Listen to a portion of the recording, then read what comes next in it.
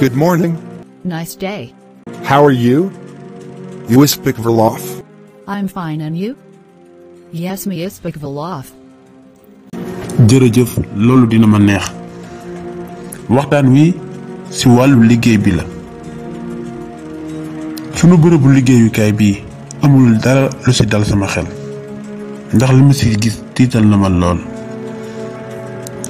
bi ci njëkk mooy jigéen ñi ñu jël ñu ciy liggéey amul kenn ku ciy wax wolof donte dégg nañu ko buñ doon wax sax français mu tane anglais lañu wax ñaareel bi mooy ba ñu commencé liggéey ba léegi ñun fay ñu te pourtant dañoo am ay soxla comme yéen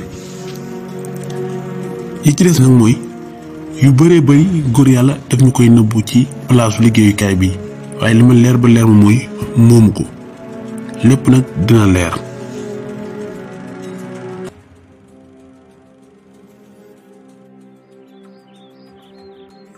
maa ngi lay fay bu baax papa.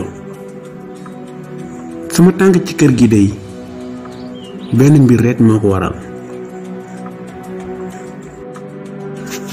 papa sa doom ji di faama ay bandi ñoo ko karoon ngir bëgg koo agressé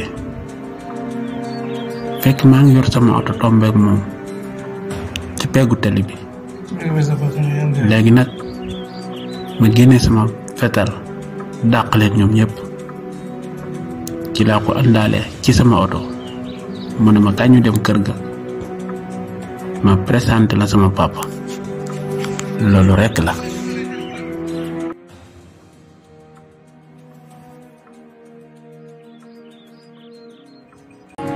asalaamaaleykum papa mbaa jàmm ngeen yendoo. Moustapha jàmm rekk kay alhamdulillah wàcc nga jàll sil toog. I'm going to get away. Yes, it makes sense. alhamdulillahi rabbil alamin.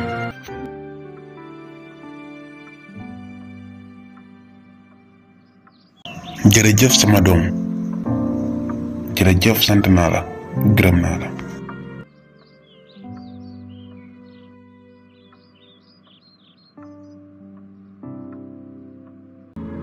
Moustapha baal sama yóbbante wax nga ko sa patron.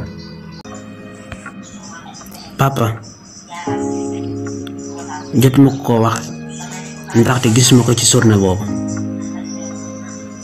journée bi yépp gisuma ko benn yoon ba ma tàggu génn ba ni may wàccee man gisuma ko te itam papa man sama patron daf may nëbb rek ndax man maa fay nekk di wax wolof ak sama moroom mi góor ñi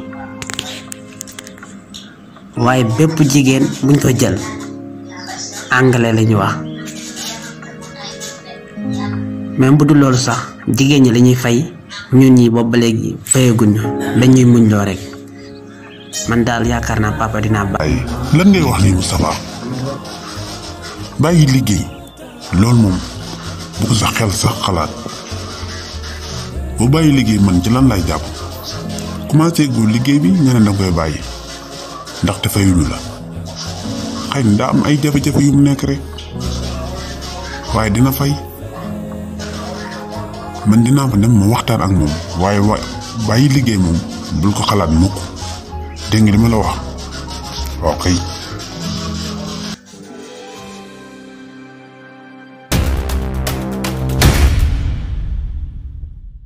Goryalla TV.